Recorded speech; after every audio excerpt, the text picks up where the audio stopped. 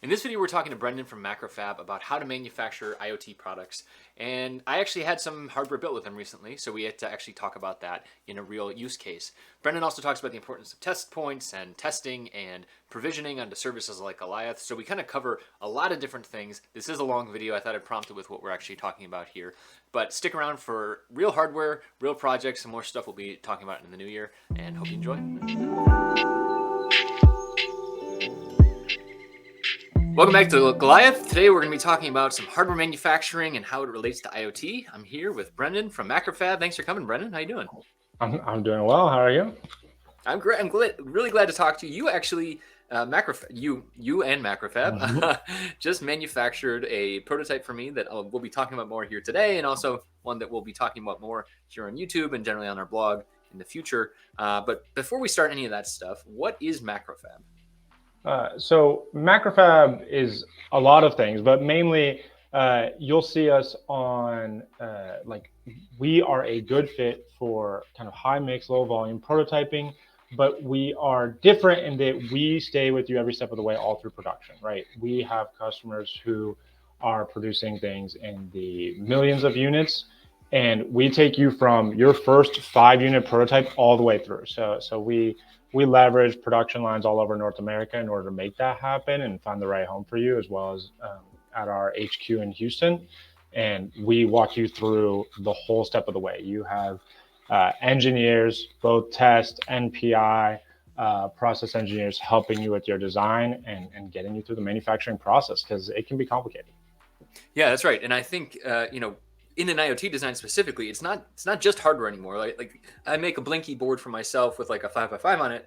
That's just a hardware exercise. Like get the part stuck on the board. It's done. It's blinking. It's doing its thing, whatever, right?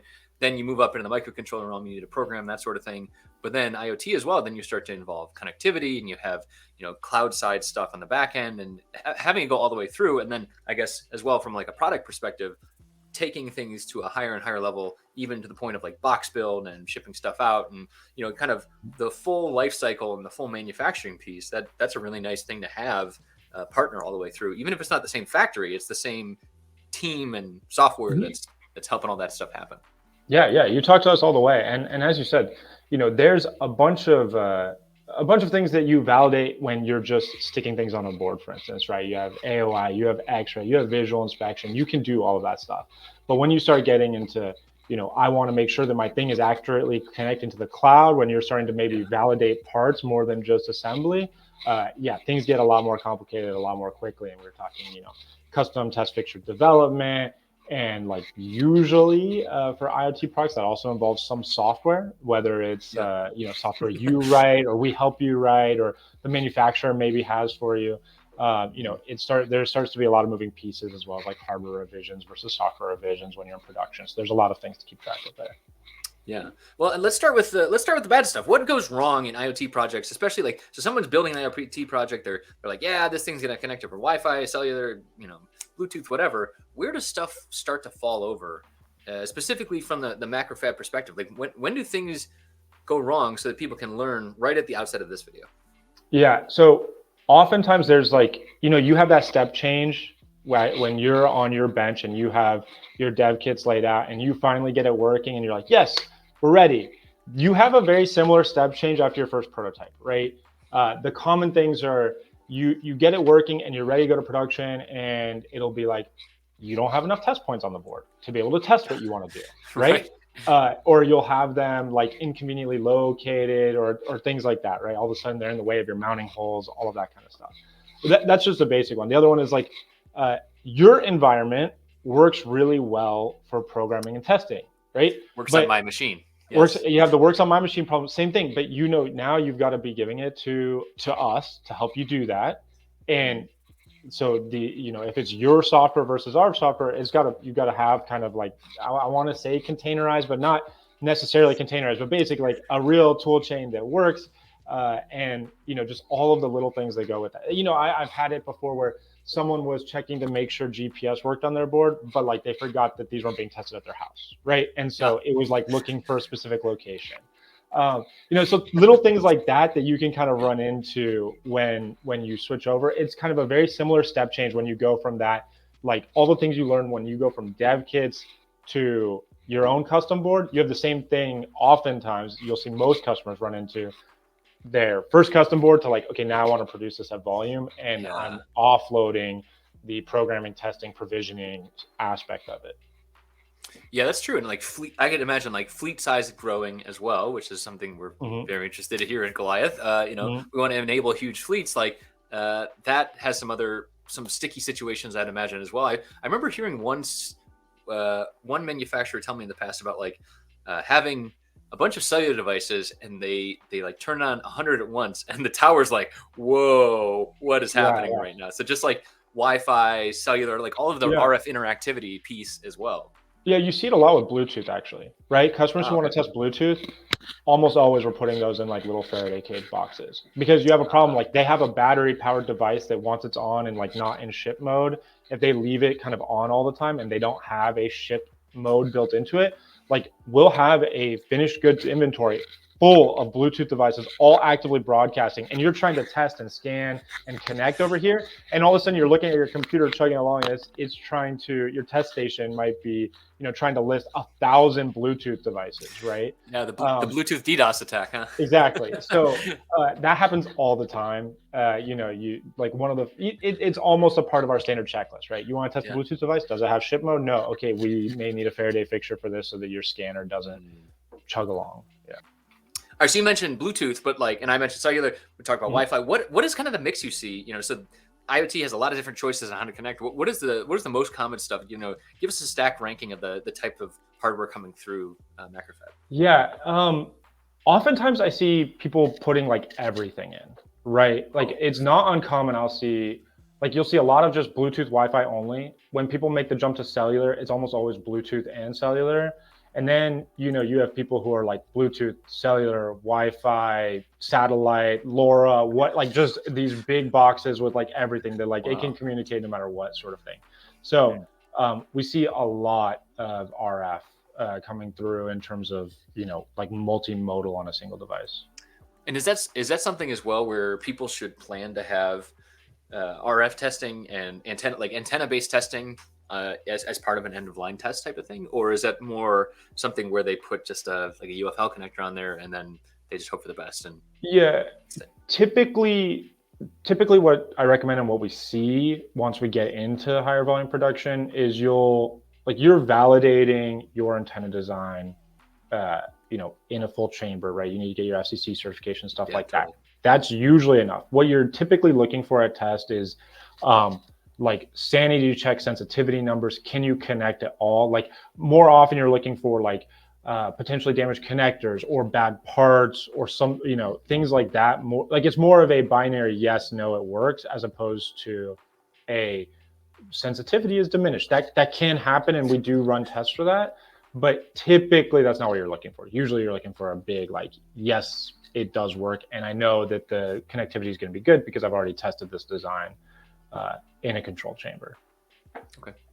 What about what are some things? So IoT specific projects. What are some features that a hardware designer might want to put on board to kind of increase the likelihood of success all the way through tests and maybe even out to a customer deployment? Yeah. Typically, I really like to start developing test fixtures early on in your design. Honestly, if possible, I know it's not always the case, like having a functional test fixture with your first set of prototype boards that you order can be super useful. It's almost like doing the unit test for a software project, right? And so the reason that I recommend starting early and like the feature that you can keep in is trying to keep your test points in a similar spot so that you don't have to rev that test fixture, right? When you do hardware revs, having a bunch of other useful things is like having hardware rev built in early where your software can detect the hardware rev. Like typically that's like resistor jumpers, things like that. You want to be able to detect that early because when you go to test deployments and stuff like that, and you're getting feedback, you don't want to be confused about like, okay, wait, which hardware version was this? Things like that. I also recommend just doing I'm a big fan of just changing your solder mask color with each prototype. It's really nice to be able to sit across the room while someone is testing and you have it out in the field. You can be like, wrong board. Yeah, you don't have to say like, oh, okay, open it up, flip to the back, read me the serial number or the silk screen off of this. You can say, what color is your board? And then instantly if they're testing the right version or not, or what you're looking for. So a lot of those little things can help you early on to, because what really I think sinks projects is like unclear root causes where they're having to try a bunch of different prototypes, and like you just want to have really clear debugging is like the key thing. Got it. Yeah, waking up and telling which firmware version you actually are running as well. That's one that I've done for myself, because like, man, there's nothing more insanity inducing than being like, why doesn't this work? Oh, it's got the wrong software on there. Yeah, and when we start talking about the software, like I definitely recommend, when it wakes up, it spits out the hardware version it thinks it's connected to, it spits out the firmware version. Ideally, bonus points if you just throw the Git hash in there, because that makes it really clear what it is. Yeah. And you can automate that in your software deployment, right? And so, you just throw that in right away. But also, like I said, when we go back to like developing the test fixtures early, it's not only a way to unit test your hardware, but also unit test your software, right? Your first deployment is actually to a board sitting in the test fixture that's testing all the functional output. So that way you can know right away before you're, pushing it out to your test users, like, does it meet the same requirements you had before? Now, like I said, for some projects, this can be expensive or hard to do, but it's a good practice to get in if you can do it. Yeah. I have to say, so we were going to look at some hardware here. We could take a look at the board that I've been working on and have sent through Macrofab. This has some test points on it, but probably not enough. And probably there's no fixture. I feel like I should be fixturizing this thing some more, and I have not done that. So when you say a fixture, what do you think? What should I be doing there? Should it be like just a Raspberry Pi connected to like a DMM type of thing, or what do you usually see as like a Rev A fixturing? So there are a lot of options for that. It really depends on the design requirements. It is super common to see like, so sometimes we develop and provide fixtures, and we're happy to provide that service, especially as like your volume goes up, that you start hitting the like, I need a thing that tests full panels as opposed to things that do singulated boards, right? So we can certainly help with that. But for like this mid-volume production, there's a ton of options. We routinely see basically people taking their PCB and just mirroring it, putting the probes on it, and then wiring that into like an Arduino or a Raspberry Pi or something simple that they can use to maintain their functional test equipment. There are also a bunch of tools out there that you can use as an interface depending on how much you want to do there. There's like some standardized equipment you can interface with. Obviously, like you have the whole LabVIEW situation if you want to go down that road. You've got Blue Clover Devices makes the PLT, which is like kind of a more affordable use case, and then you can do custom stuff. A lot of people I've seen, Macrofab had, I believe we had Teenage Engineering on the podcast at one point, on the Macrofab podcast, and they talked about how they have a whole system of like these cards that they plug in, and so they have a standardized interface for their test fixtures, and then they use like basically like a PCIe card design to adjust the functionality of their test fixtures and to like hit the mating connectors and stuff. So there's a lot of options out there, but I want to be very clear. You don't have to go crazy with it. Something's better than nothing, right? Yeah. Something that is like, hey, I can fake a couple of the measurements that I'm taking. I can check a couple of the outputs that I'm making. And if it's a Bluetooth or Wi-Fi or cellular thing, it can read the device's ID over SWD and then check a database to make sure that that's actually connected. Like that's super easy to do. That's just software. You don't even have to, that's just like you have the SWD port open. That alone gets you a lot. Like even, let's say you don't want to make a custom fixture to do all that. Even just like USB-C cable into a computer with an application that automated runs through and checks output from your device, that alone would be huge for most people. Yeah. Really? So they're just like captive boards normally. They're like, well, we have an LED, so we're cool, right? Yeah, sometimes you'll see like, oh, it outputs this, or I mean, honestly, like while we're pushing for this, I think there's kind of a misunderstanding that someone is going to test your board, right? It's either going to be us or you when you get them back, or your end customer. And the level, like sometimes, I try and steer customers towards more testing so that, like you want a better end customer experience, right? They should never run into these issues.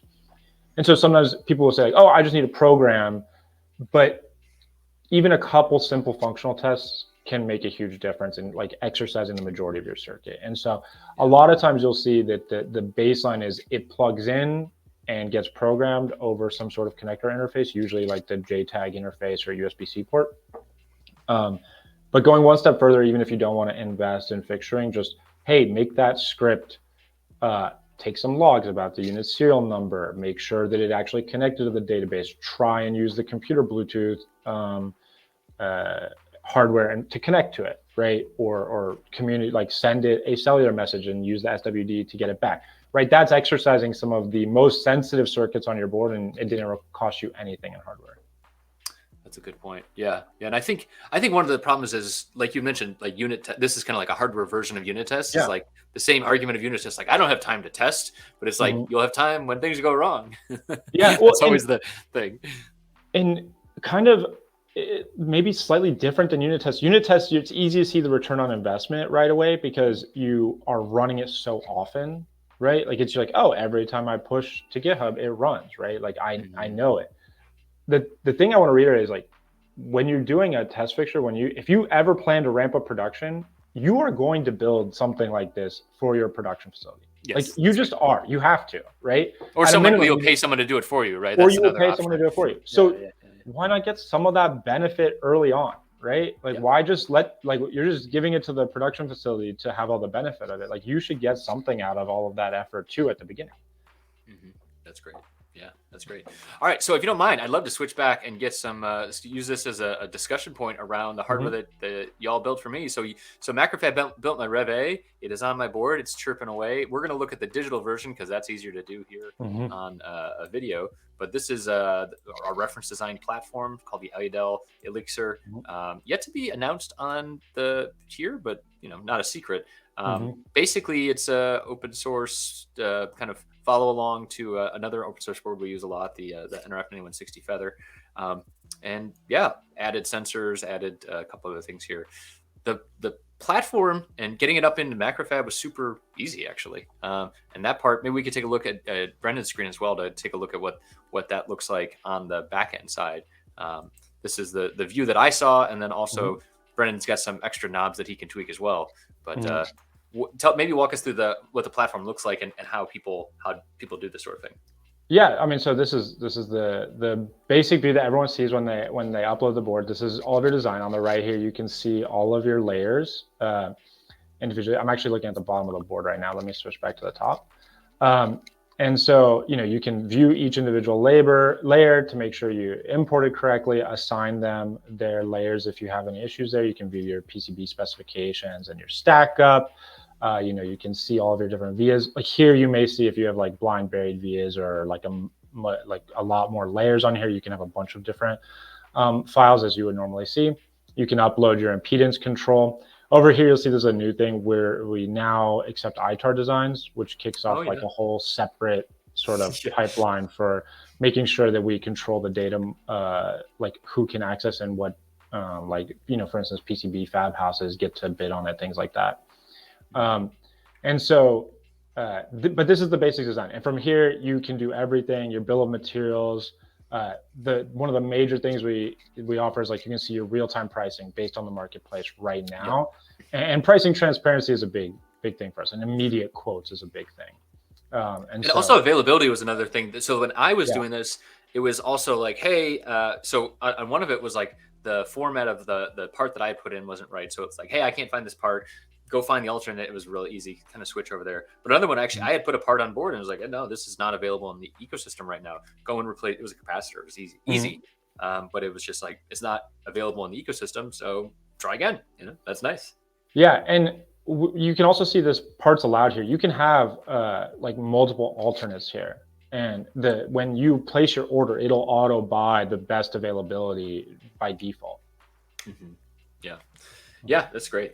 And then another one that placement as well has come through. So mechanical bomb we didn't do, but placement is basically as we're looking at how the parts are actually being placed on board. And I can, this is calling out like the switches are outside the actual envelope of the board. So I had to like prove that like, yeah, that's okay. Actually, I wanted that to happen because I want a little bit overhang, that sort of thing.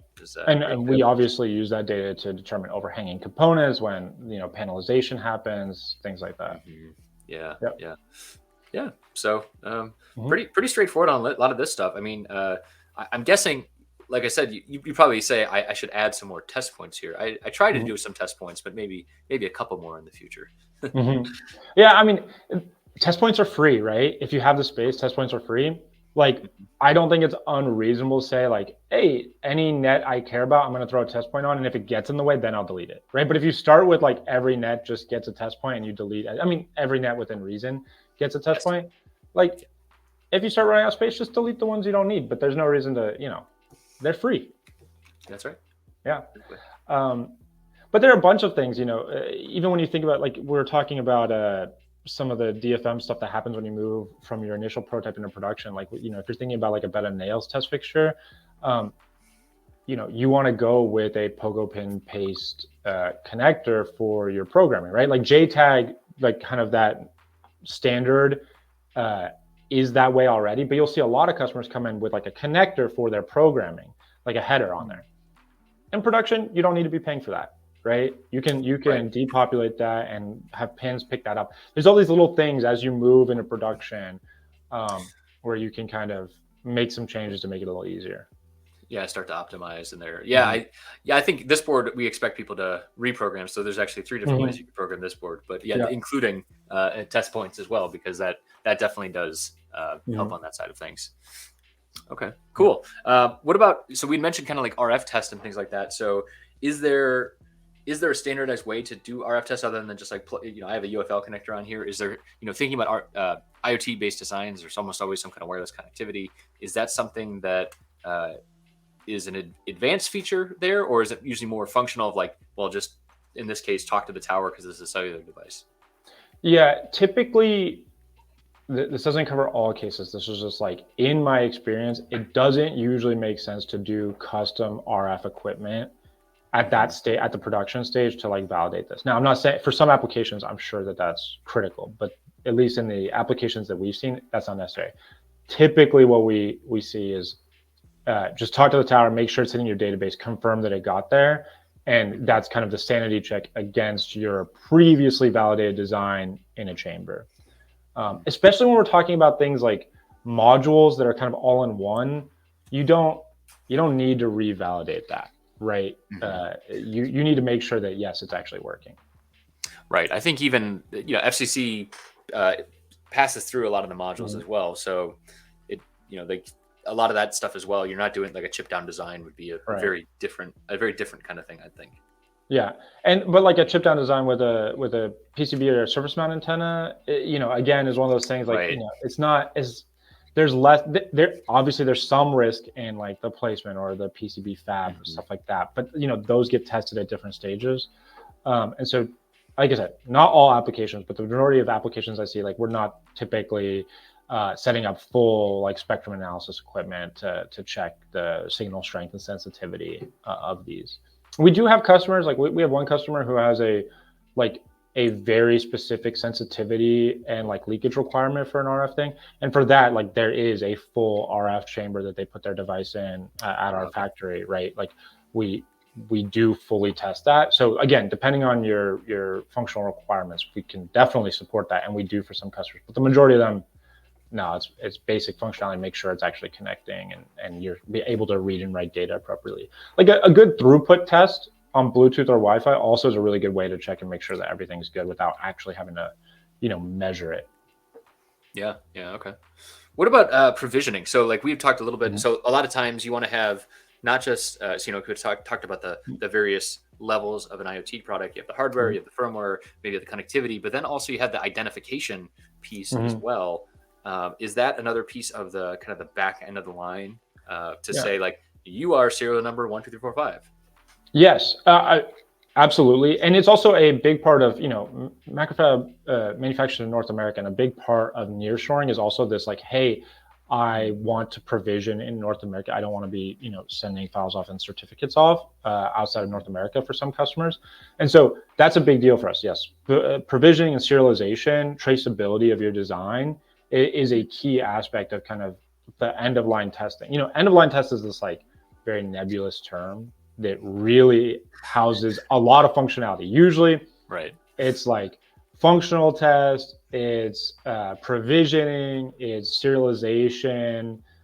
Sometimes you'll do calibration at that stage as well. Yeah. So that Increasingly with cellular designs, the Mhm. soft sim as well. So like Yes. putting the sim instead of inserting a sim, Mhm. now it's programming a sim, which is did crazy talk to me. Yeah. But I mean, like that's been out on the phones for a Mhm. while now. It's coming into the embedded space as well. Yeah. And and then you need to carry that over your packaging. So when we do full box build, right, like we're Mhm. moving all of those numbers out to the label that gets printed on the back. Oh, right, There's a right. bunch of that stuff that happens too when you want to track it. And then most customers like either this is where a lot of what I personally do comes in. As you get into this provisioning and serialization world, more and more the line gets a little bit blurry about like what's customer software and database versus what is like software and databases that we provide.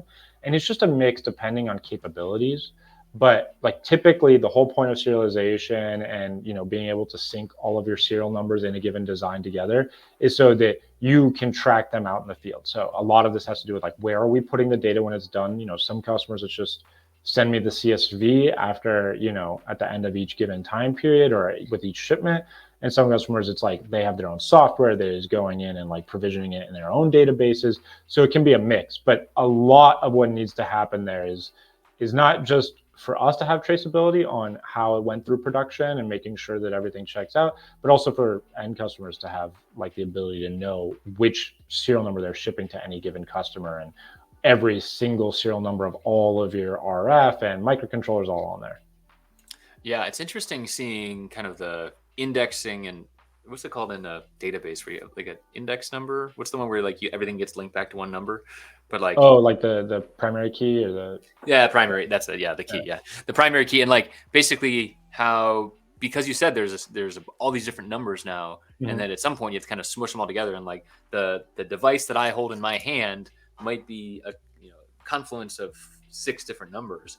But to me, Mhm. the customer, I just care about maybe just the serial number or maybe just Mhm. the unique ID on the microcontroller or whatever it is, and then but it's still got all this other data kind of packed together there, and so that does become a more complex topic than it might have been in the past. Yeah, I think it's good to imagine what the end state is, right? When you talk about where Mhm. you're getting, like usually the end state for serialization is like, okay, I want every serial number of the peripheral on my board that can talk, right? Typically that's pretty normal.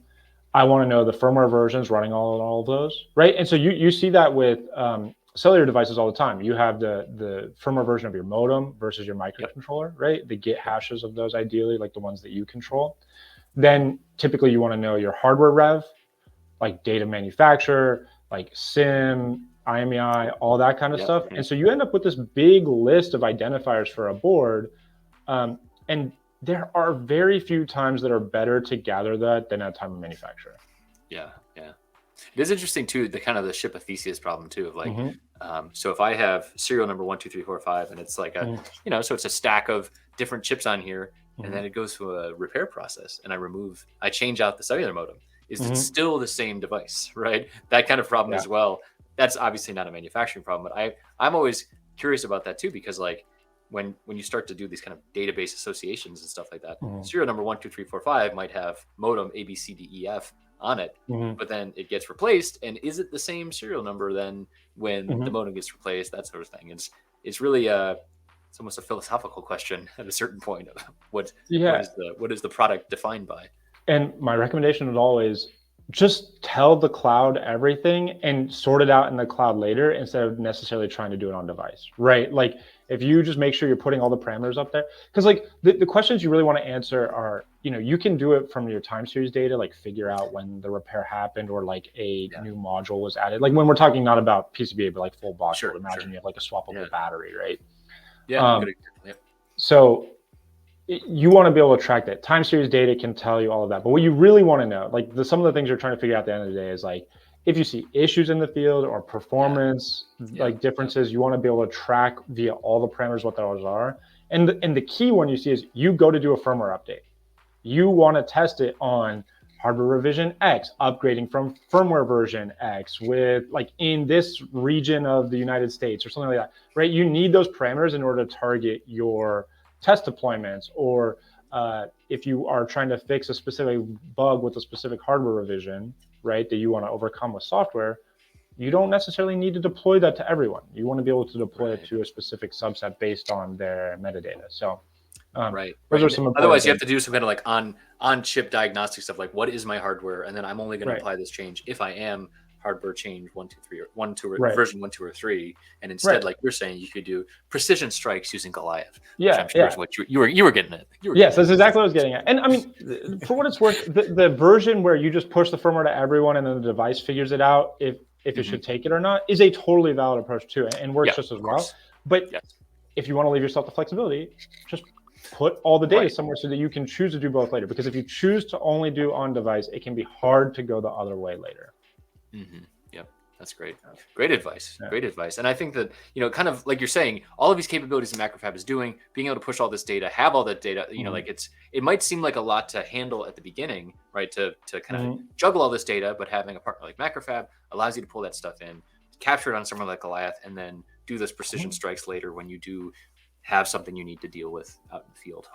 Yeah, Hopefully my hardware designs are flawless, but they I'm always too much are. of a realist of that. I'm too much of a realist, Yeah, Brendan. I've yeah. done too much hardware. I've seen too much. I know myself too well to know that if it's going to be perfect the And first time. So we offer some services too, like test results and things like that, where you uh, can have a dashboard of how it's coming out off the line, right? Like this is mhm, a thing that's coming next year. But again, to help with those questions, right? We have a lot of people who are transitioning from prototype into production, and maybe they haven't done that before. They don't have a database to stick all of that, and we're trying to offer like, hey, here's just an API. You can grab everything that we did on the line. You can see the results when it happened, and you can understand more about your product as it comes along. That'll help you inform about any changes you want to make or trends you're seeing. I mean, we look at the data as well to identify those things, but having direct access for your own tools is huge. yeah. No, I Yeah. think the things that we're talking about here are not new concepts, but they are new access levels for, as I often say, Mhm. schlubs like me. Like small companies, medium-sized companies, Mhm. people that basically aren't. If you're not Apple, then you don't have a team of manufacturing Yeah. engineers.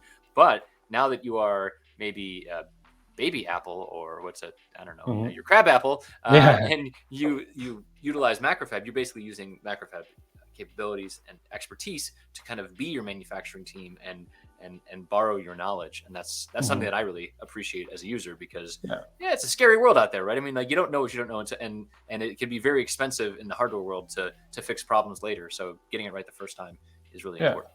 Right. It's a classic case of like the people who know, right? They Oh yeah. they they have they have the ability to walk into like any massive CM and just like, it's all set up and ready to go for them. They have the test team who's like, 20 deep, who shows up on site just to do this one product launch, right?